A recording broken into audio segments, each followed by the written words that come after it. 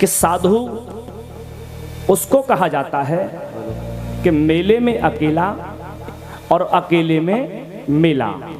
समाज में रह करके समाज से दूरी जो बना ले वही साधना के पथ पर आगे चल सकता है। जैसे अगर हम बात करें साधुओं की तो किसी को मुनि कहते हैं, किसी को साधु कहते हैं, किसी को ऋषि कहते हैं, किसी को संत कहते हैं, और मानस में तो संता शब्द भी आता है। 5 डिपार्टमेंट हैं संत वृंदों के। मुनि किसे कहते हैं?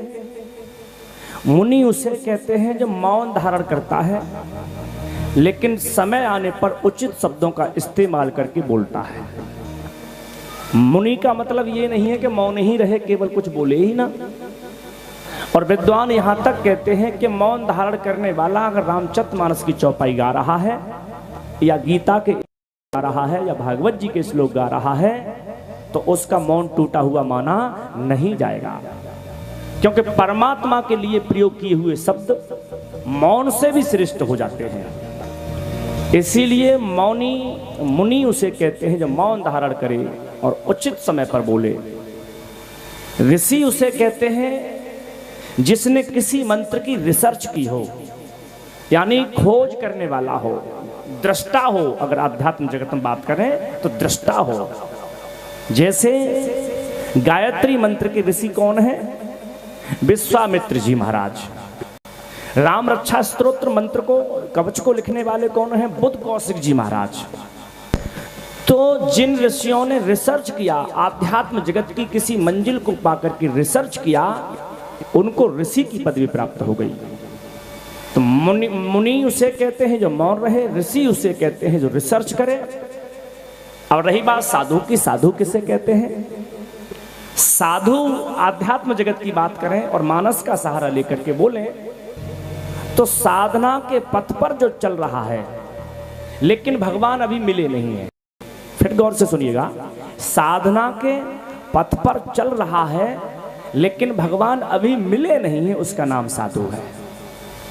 प्रमाण के लिए श्री मानस जी का ही प्रमाण है कि गंगा यमुना सरस्वती तीनों त्रिवेणी जहां मिलती हैं, उस त्रिवेणी ने जब महात्मा भरत को देखा तो भरत को देख करके त्रिवेणी में से आवाज आई, सुनो भरत तुम सब विद साधु और राम चरण अनुराग अगाधु।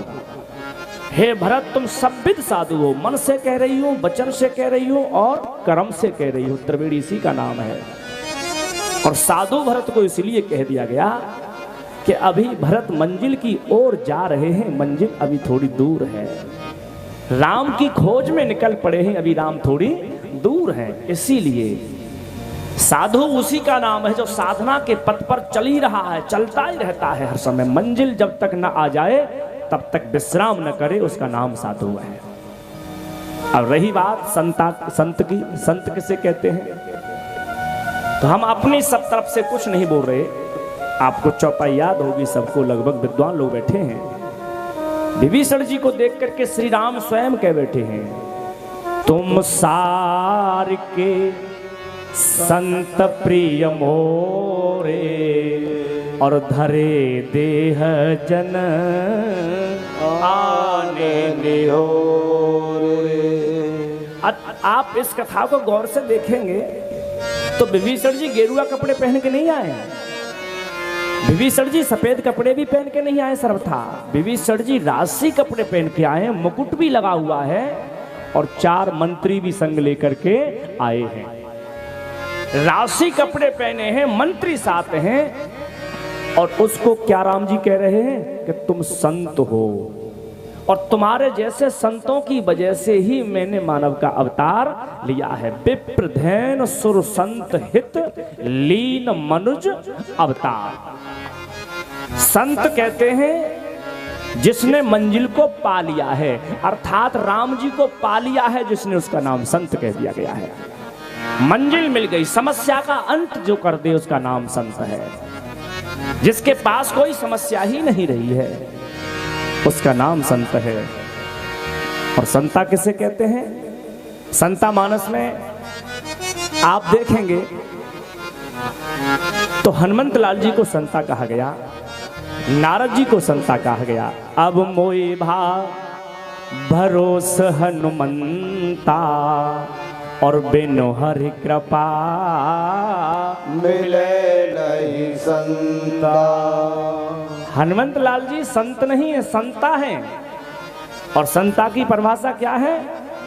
संत वो होता है जिसने परमात्मा को पा लिया है, और संता वो होता है जिसने परमात्मा को बांटना शुरू कर दिया है, परमात्मा को बांटने पे नंबर लगा दिया है। जिसके सिर पे हाथ रख दे